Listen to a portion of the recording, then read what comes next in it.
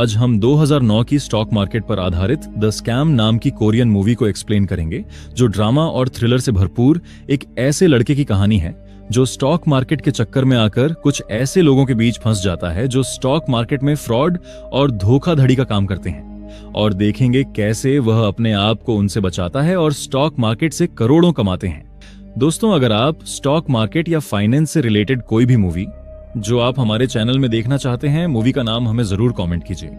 तो कहानी शुरू होती है डेविड नाम के एक लड़के से, जिसका रूम ड्रीम कार्स के पोस्टर पुराने स्टॉक चार्ट और कटे फटे अखबारों से भरा हुआ है, जिससे हम अंदाजा लगा सकते हैं कि उसे जिंदगी में खूब सारा पैसा और एक लग्जूरियस लाइफ चाहिए, जो हमारे जैसे सभी आम लोगों का सपना होता है। लेकिन उसे यह नहीं पता कि वह अपने सपने को हासिल कैसे करें। इसलिए वह पैसे कमाने के शॉर्टकट जैसे लॉटरी खरीदना, गैम्बलिंग और बिना सीखे स्टॉक मार्केट में ट्रेडिंग करने जैसे चीजों में अपना बहुत सारा पैसा उड़ा देता है। उनकी आर्थिक स्थिति खराब थी, इसलिए उसकी मां घर का खर्चा और उसका भाई माइक की पढ़ाई का खर्च उठाने के लिए उसे कुछ ढंग का काम करने को कहती है। डेविड अपने मां की बात मानते हुए एक इंटरव्यू के लिए जाता है, जहां उसे सेल्समैन की नौकरी मिल जाती है, जो उसे ना चाहते हुए मजबूरी में करना पड़ता है। अब कुछ दिन बाद वह दोस्तों के साथ एक बार में बैठा हुआ था। तभी उसका एक दोस्त कहता है कि आजकल आईटी कंपनियों के स्टॉक में बहुत पैसा है और मैंने भी इन कंपनियों के स्टॉक से बहुत पैसे कमाए हैं। उसकी बातें सुनकर डेविड ने अपने क्रेडिट कार्ड के बचे कुछ पैसे निकालकर उसके बताए हुए स्टॉक में इन्वेस्ट कर देता है। ठीक उसी तरह जैसे हमारे यहाँ कुछ फाइनेंशियल इन्फ्लुएंसर्स या फिर कहे तो स्टॉक गुरुए सोशल मीडिया और यूट्यूब में स्टॉक टिप्स शेयर करता है, वह लोग स्टॉक तो ऐसे शेयर करते हैं जैसे मूंगफलियां बेच रहे हों। वह लोग हाइप क्रिएट करते हैं और हमारे जैसे छोटे इन्वेस्टर जब इनकी बातों में आकर इन स्टॉक को खरीदते हैं, तब महंगे में हमें ये स्टॉक बेचकर वह लोग निकल जाते हैं, और ऐसा ज्यादातर पेनी स्टॉक्स के साथ होता है। और एक चीज नोटिस कीजिएगा दोस्तों, जब बेयर मार्केट या मार्केट डाउन ट्रेंड में हो, तब ये फाइनेंशियल इन्फ्लुएंसर्स और स्टॉक गुरुए ऐसे गायब हो जाते हैं जैसे उन्हें सांप सूंघ गए हों। खैर, अब कुछ महीने बाद, जैसा कि उम्मीद था, डेविड के स्टॉक में लगाए हुए पैसे डूब जाते हैं। अब निराश होकर एक रात वह सुसाइड करने के लिए पुल पर जाता है, लेकिन अपने सभी क्रेडिट कार्ड नदी में फेंक कर वहां से चला आता है। घर लौटते समय उसकी नजर एक छोटी सी किताब की दुकान पर पड़ती है। वहां पर उसे लियन नाम की आदमी की लिखी हुई how I became a millionaire नाम की किताब मिलती है, जो स्टॉक मार्केट के ऊपर थी। डेविड वो बुक खरीद लेता है। बुक के जरिए वह स्टॉक मार्केट के बारे में बहुत सी बातें सीख सका। वह अब दिन रात स्टॉक मार्केट को स्टडी करने में लग जाता है। कुछ महीने बाद वह धीरे धीरे स्टॉक मार्केट की साइकोलॉजी और ऑपरेटर के माइंडसेट को समझने लगता है। पहले तो वह छोटे छोटे अमाउंट से शॉर्ट टर्म इन्वेस्टमेंट करता है, जिसे हम स्विंग ट्रेडिंग भी कहते हैं, और धीरे धीरे उसे प्रॉफिट भी होने लगता है। देखते ही देखते कुछ ही सालों में अपनी कड़ी मेहनत से अब वह एक सक्सेसफुल डे ट्रेडर बन जाता है। वहीं दूसरी तरफ एक ग्रुप को देखते हैं जो मार्केट मैनिपुलेशन का काम करते हैं, जिसमें से पहला जैक, जो अंडरवर्ल्ड के लिए काम करता था और अब डीजीएस कैपिटल नाम की कंपनी खोलकर स्टॉक मार्केट में छोटे कंपनियों के साथ मैनिपुलेशन करके पैसा कमाता है। दूसरा मारियो, जो एक इन्वेस्टमेंट बैंकर है जो शेयर खरीदने और बेचने का काम करता है। तीसरी किम, जो एक एसेट मैनेजर है जो बड़े लोगों का पैसा इन्वेस्ट करने में मदद करती है। और चौथा रॉय, जो एक फंड मैनेजर है, वह फॉरेन इन्वेस्टर का पैसा स्टॉक में इन्वेस्ट करने में मदद करता है। यह चारों मिलकर मार्केट मैनिपुलेशन का काम करते हैं, लेकिन कैसे, ये हम कहानी में आगे जानेंगे। खैर, अब इस तरफ डेविड की नजर ओमेगा टेलीकॉम नाम की स्टॉक के चार्ट पर पड़ती है। यह स्टॉक एक पैटर्न बनाते हुए धीरे धीरे ऊपर जा रही है, जिससे डेविड की दिलचस्पी ओमेगा टेलीकॉम के स्टॉक में बढ़ जाती है। वह थी तो स्मॉल कैप कंपनी, जो थोड़ा रिस्की होता है, लेकिन अक्सर इन्हीं स्मॉल कंपनियों से असली कमाई होती है। वह स्टॉक का टिप अपने दोस्त के साथ भी शेयर करता है, लेकिन किसी और को बताने से मना करता है।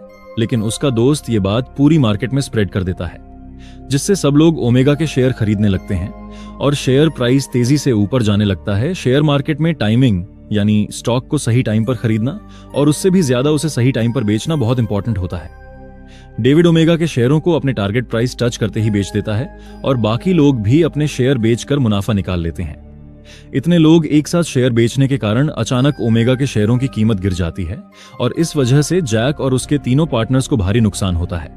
लेकिन वहीं दूसरी तरफ डेविड ने एक ही झटके में $70,000 कमा लिया। अब कुछ दिन बाद डेविड पैसे निकालने के लिए बैंक जाता है और उसी बैंक में मारियो भी काम करता था। वह मारियो के काउंटर में जाकर उसके कमाए हुए पूरे $70,000 निकालने को कहता है, क्योंकि उसने आज तक इतने सारे पैसे एक साथ कभी नहीं देखा था। जब मारियो उसका अकाउंट चेक करता है तब उसे पता चलता है कि डेविड ने वह पैसे ओमेगा के स्टॉक बेच के कमाया है, मतलब उनके लॉस का जिम्मेदार डेविड भी है। उसके बाद डेविड उन पैसों में से $5,000 लेकर वहां से चला जाता है। उसके जाते ही मारियो तुरंत यह बात जैक को बताता है। जैक अपने आदमियों से कहकर डेविड को उठवा लेता है और जैक उससे पूछते हैं कि उसे ओमेगा की टिप किसने दी। तब डेविड उससे कहता है कि उसने चार्ट को स्टडी करने के बाद उस स्टॉक पर पैसे लगाए थे। फिर जैक उसे एक्सप्लेन करने के लिए कहता है। तब डेविड उसे बताता है कि कुछ महीने पहले ओमेगा की स्टॉक जब अक्यूमुलेशन फेज या कहे तो साइडवेज थी, तब वॉल्यूम लगातार बढ़ रही थी। ऐसा तब होता है जब बड़े इन्वेस्टर और इंस्टीट्यूशंस भारी मात्रा में शेयर खरीदते हैं और 3 हफ्तों तक उस शेयर को एक निश्चित प्राइस में खरीदा जा रहा था। जैसे ही ओमेगा की शेयर की कीमत पहले हफ्ते में बढ़ी, उसने उसे खरीदा और अपने टारगेट प्राइस तक पहुंचते ही उसे बेच दिया। ये सारी बातें वह उस बुक से सीखा था जो उसने उस दुकान से खरीदा था। जैक समझ जाता है कि लड़का बहुत टैलेंटेड है। अब वह डेविड के टैलेंट को परखना चाहता था, क्योंकि उसे शक था कि शायद डेविड इस बार लकी था, इस वजह से वो प्रॉफिट कमा पाया। तो अब जैक डेविड से कहता है कि मेरी कंपनी की अकाउंट से शेयर में ट्रेड करके एक दिन में 20% प्रॉफिट कमा के दिखाओ, नहीं तो यहां से जिंदा वापस नहीं जा पाओगे। 20% प्रॉफिट एक दिन में कमाना आसान बात नहीं है। मगर डेविड डर के मारे जैक की कंपनी का अकाउंट से ट्रेडिंग शुरू करता है और मार्केट खत्म होने के पहले बड़ी मेहनत से किसी तरह 20% प्रॉफिट कमा के दिखाता है। अब डेविड की इस डे ट्रेडिंग स्किल से जैक इंप्रेस होता है और उसे अपने ग्रुप में शामिल करने का फैसला करता है। फिर जैक डेविड को अपने बाकी पार्टनर से मिलवाता है और कहता है कि उनके अगले प्रोजेक्ट के लिए उसने डेविड को उनके ग्रुप में शामिल किया है। लेकिन इस बात से मारियो बिल्कुल खुश नहीं था। फिर जैक कहता है उसने वोंग नाम के एक आदमी को बुलाया है जो डॉसन कंस्ट्रक्शन कंपनी का मालिक है, और अगले स्कैम में वो हमारा साथ देगा। डॉसन कंपनी डूबने की कगार पे है, तो उसके शेयर की प्राइस बॉटम पे है। तब वोंग कहता है कि हाइकू नाम का उसका एक दोस्त जो एक एनवायरमेंटल साइंटिस्ट है, उसने काफी रिसर्च के बाद एक ऐसी सिस्टम डेवलप की है जिसमें गंदे नाले के पानी को भी फिल्टर करके पीने लायक साफ बना सकते हैं। और यही नहीं बल्कि वह सिस्टम उस पानी के सभी बैक्टीरिया को भी मार देता है। हाइकू अपने रिसर्च को मैन्युफैक्चरिंग में लाने के लिए इन्वेस्टर ढूंढ रहा है, तो अब उनका प्लान यह है कि वोंग की कंपनी उसके प्रोजेक्ट में इन्वेस्ट करेंगी, मीडिया और मार्केट में इसकी हाइप क्रिएट करेंगे, जिससे डॉसन के शेयर्स की प्राइस बढ़ेगी। तब ऊपर में अपने शेयर्स बेचकर निकल जाएंगे और बाद में कंपनी भी बंद कर देंगे। डेविड पूछता है कि मगर इसके लिए बड़ी इन्वेस्टमेंट की जरूरत होगी, वह आखिर लाएगा कौन? तो ये काम करेगी किम, जिसके पास बड़े इन्वेस्टर्स की कोई कमी नहीं, और किम की सबसे बड़े इन्वेस्टर है लियान। वह एक बिलियनियर है और किसी भी इन्वेस्टमेंट कंपनी से ज्यादा पैसे उसके पास है। किम कहती है कि उसके पास कुछ बिजनेसमैन का पैसा भी है जो डॉसन की स्कैम में इस्तेमाल कर सकते हैं। खैर, अब अगले दिन सुबह जब डेविड नींद से जागता है तो वो एक अनजान कमरे में अपने आप को पाता है। तब वहीं पर मौजूद मारियो उसे कहता है कि अगले कुछ महीने तक उसे वहीं पर रहना है और आज से धीरे धीरे डॉसन के शेयर खरीदने हैं और जब कहा जाए उन्हें बेचना है। मतलब अब डेविड कुछ महीने के लिए वहां पर कैद है और वह भाग ना जाए, इसलिए यूगस नाम के आदमी को उसकी निगरानी के लिए रखता है। दूसरी तरफ जैक और मारियो बेनी नाम के एक आदमी से मिलता है जो एक बहुत ही पॉपुलर टीवी शो का स्टॉक एनालिस्ट है। वह डॉसन के स्टॉक टिप टीवी शो के दौरान लोगों के साथ शेयर करेगा और आम इन्वेस्टर उसके बातों में आकर डॉसन का शेयर खरीदेंगे। उधर सेनेटर अपना ब्लैक का पैसा स्टॉक में इन्वेस्ट करना चाहता है, तो किम फैसला करती है कि वो सेनेटर का पैसा पहले बॉन्ड्स में कन्वर्ट करेगी, फिर बॉन्ड्स को किसी अनजान अकाउंट में ट्रांसफर करेगी जहां से उन पैसों को डॉसन के शेयर खरीदने में इस्तेमाल कर सकेंगे। इससे उसे भी कमीशन मिलेगा और सेनेटर का ब्लैक मनी व्हाइट हो जाएगा। अब मारियो प्लान बनाता है कि जब तक डॉसन का हेइकू के साथ प्रोजेक्ट पब्लिक नहीं किया जाता तब तक डॉसन के काफी मात्रा में शेयर खरीदे जाएं। फिर जब उन शेयर्स की प्राइस $10 से $50 तक हो जाएगी, उन्हें बेच देंगे। तब डेविड उनसे कहता है कि डॉसन के शेयर की प्राइस स्टेबल है, तो अगर ज्यादा प्रॉफिट कमाना है तो पहले डॉसन के कुछ शेयर बेचो, जिससे उनकी प्राइस में मूवमेंट होगी, जिससे छोटे शेयर होल्डर्स पैनिक में शेयर बेचेंगे, फिर शेयर की प्राइस और कम होगी, तभी सस्ते भाव में उन्हीं शेयर को फिर से खरीदो। जैक को डेविड का आइडिया पसंद आता है, तो अब डेविड डॉसन के 2 लाख शेयर बेचता है, जिससे डॉसन के शेयर की प्राइस धड़ाम से नीचे गिरती है। उस गिरी हुई प्राइस पे डेविड फिर से 5 लाख शेयर्स खरीदता है। अब दूसरी तरफ ये बात स्टॉक एक्सचेंज ब्यूरो की नजर में पड़ती है। उनका एक इन्वेस्टिगेशन ऑफिसर अपने बॉस से यह बात कहता है कि जो कंपनी कल तक डूबी हुई थी उसके शेयर्स की प्राइस और खरीदारी दिन ब दिन बढ़ रही है। शायद कोई शेयर्स में मैनिपुलेशन कर रहा है, लेकिन उसका बॉस उसकी यह बात नजरअंदाज कर देता है। फिर एक दिन वोंग डेविड को लेकर हाइकू से मिलने जाता है।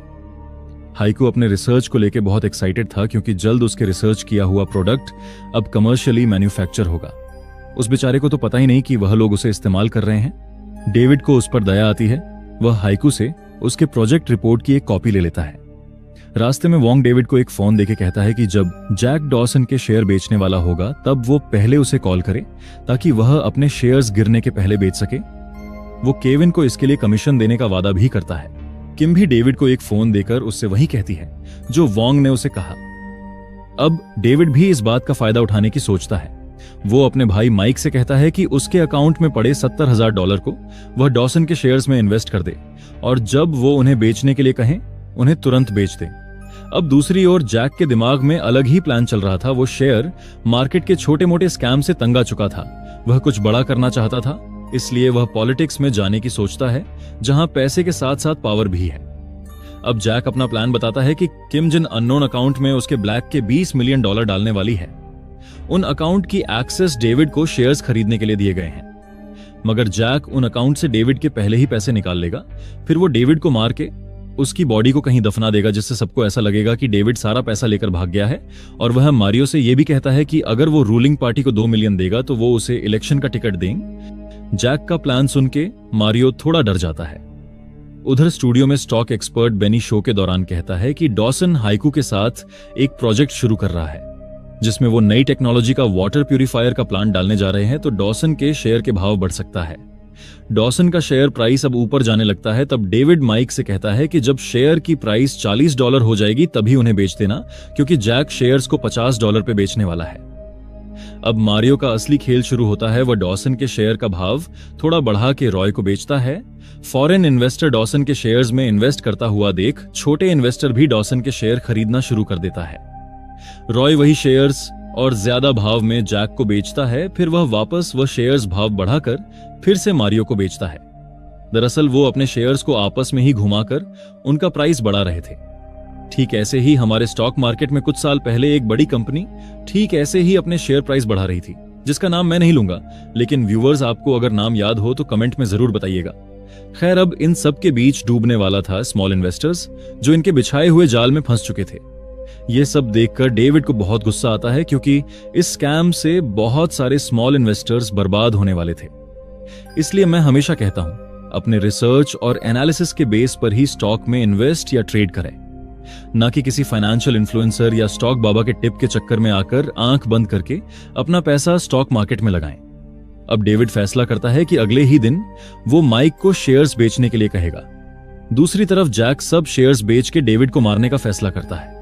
अगले दिन जैक के आदमी डेविड को मारने आते हैं। वह समझ जाता है कि अब उन्हें उसकी जरूरत नहीं, मगर भागने से पहले वो वोंग और किम को मैसेज करके बताता है कि वह लोग अपने शेयर बेच दे। डॉसन के शेयर की प्राइस $40 चल रही है और बेचने का प्लान तो $50 पे था। किम फौरन डॉसन में इन्वेस्ट किया जाने वाला $20 मिलियन रोक देती है, क्योंकि उसे लगता है जैक $40 में शेयर बेच के उसके साथ चाल चल रहा है। इधर जैक के आदमी डेविड को पकड़ लेता है। फिर जैक इस बात से अनजान कि किम को सब पता चल चुका है, वह किम को फोन करके बताता है कि डेविड उसके पैसे लेके भाग चुका है। तब किम हंसते हुए कहती है कि जब मैंने अकाउंट में पैसे डाले ही नहीं तो वो पैसे लेकर भागेगा कैसे। यह कहकर वह फोन कट कर देती है। दरअसल जैक को लग रहा था किम ने पैसे ट्रांसफर किए हैं। उसकी बातें सुनकर जैक परेशान हो जाता है, क्योंकि डॉसन के शेयर्स को $40 तक लाने के लिए उसके खुद के काफी पैसे इन्वेस्ट हो चुके थे। अब जैक मारियो को तुरंत डॉसन के शेयर्स बेचने के लिए कहता है, मगर उन्हें पता नहीं होता कि वोंग डेविड का मैसेज मिलते ही अपने सभी 12,50,000 शेयर्स बेच चुका था, और इतनी क्वांटिटी में शेयर्स बेचने की वजह से डॉसन के शेयर्स की कीमत धड़ाम से गिर चुकी है। डॉसन का गिरा हुआ चार्ट देखकर जैक और मारियो का दिमाग घूम जाता है। चेक करने पर पता चलता है कि यह काम वोंग का है। दूसरी ओर जैक के आदमी डेविड को जिंदा दफन करने वाले होते हैं कि तभी उन्हें जैक का फोन आता है और वो उनसे डेविड को छोड़ वोंग को पकड़ने को कहता है। वो लोग डेविड को यूगस के हवाले कर वहां से चले जाते हैं और यूगस किम का आदमी निकलता है। वह डेविड को किम के पास लेकर जाता है। दूसरी तरफ जैक के पास अब डॉसन के शेयर्स की प्राइस बढ़ाने के सिवा और कोई रास्ता नहीं होता, मगर इतना नीचे गिरने के बाद आखिर प्राइस बढ़ाएंगे कैसे। तो अब जैक डीन नाम के एक आदमी से मिलता है जो गिरे हुए स्टॉक को ऊपर उठाने में उनकी मदद कर सकता है। डीन इस काम के लिए जैक से $5 मिलियन मांगता है। इस तरफ डेविड और किम भी अपने पैसे निकालने के लिए डॉसन के शेयर की प्राइस बढ़ाने का फैसला करते हैं, इसलिए दोनों हाइकू की प्रोजेक्ट फाइल लेकर लियन से मिलने जाता है। लियन हाइकू की रिसर्च रिपोर्ट पढ़ता है और किम चाहती है कि लियन अपने पैसे डॉसन में लगाए ताकि उसके शेयर की प्राइस बढ़े, मगर लियन को डर था कि डॉसन के शेयर प्राइस बढ़ते ही हैं। जैक अपने शेयर्स बेच देगा जिससे शेयर्स की कीमत फिर से गिर जाएगी, इसलिए लियन इन्वेस्ट करने से मना कर देता है। तब डेविड कहता है कि उसके पास एक जबरदस्त प्लान है। इधर जैक डीन को $5 मिलियन देके डॉसन के शेयर को मैनिपुलेट करके शेयर प्राइस बढ़ाने को कहता है। अब डीन डॉसन के शेयर में एक जाल बिछाता है। वह मार्केट बंद होने के कुछ सेकंड पहले डॉसन के शेयर्स में कुछ फेक ऑर्डर प्लेस करता है, जिससे ऑर्डर एग्जीक्यूट तो नहीं होता लेकिन शेयर प्राइस में हलचल जरूर होती है। अब दूसरी तरफ डेविड अपना प्लान समझाते हुए कहता है कि हाइकू के प्रोजेक्ट में सचमुच दम है तो उसे सही में इस्तेमाल किया जा सकता है, और किम को हाइकू की प्रोजेक्ट को सेनेटर के जरिए गवर्नमेंट का अप्रूवल दिलवाने को कहता है, जिससे पब्लिक में हाइकू की प्रोजेक्ट का हाइप क्रिएट होगा। और क्योंकि उसका डॉसन के साथ जॉइंट वेंचर है तो इसलिए डॉसन के शेयर्स का भाव फिर से बढ़ेंगे। अब किम डेविड के कहे अनुसार हाइकू का रिपोर्ट सेनेटर के सामने रखती है और सीनेटर को प्रोजेक्ट पसंद आता है। अब ये इनसाइड इंफॉर्मेशन डीन को पता चलता है कि गवर्नमेंट हाइकू को उसके वाटर प्यूरिफायर प्रोजेक्ट के अप्रूवल के साथ साथ उसे साइंस टेक्नोलॉजी अवार्ड से सम्मानित भी करने वाली है। अब डॉसन के शेयर की प्राइस बढ़ने लगता है। डीन उसे बेचने जाता है तो मारियो उसे रोकता है क्योंकि जैक और मारियो फिर से लालच में आ जाता है। तब डीन कहता है कि हमने तय किया था कि शेयर प्राइस इस लेवल तक आने के बाद हम उन्हें बेच देंगे, अगर तुम बेचना नहीं चाहते तो तुम्हारी मर्जी। यह कहकर डीन वहां से जाने लगता है। तभी जैक उससे कहता है कि शेयर्स की प्राइस बढ़ाने में तुम्हारा कोई हाथ नहीं, तो अब मेरे $5 मिलियन वापस करो। डीन मना करता है तो जैक का आदमी उसे मार देता है। जैक और मारियो पैसे की लालच में आकर मिलियंस के प्रॉफिट होते हुए भी शेयर्स नहीं बेचता। फिर उन्हें पता चलता है कि डॉसन के शेयर की प्राइस बढ़ाने में लियन का हाथ है। अगर उसने सब शेयर्स बेचे तो डॉसन के शेयर्स फिर से बॉटम पर आ जाएगा।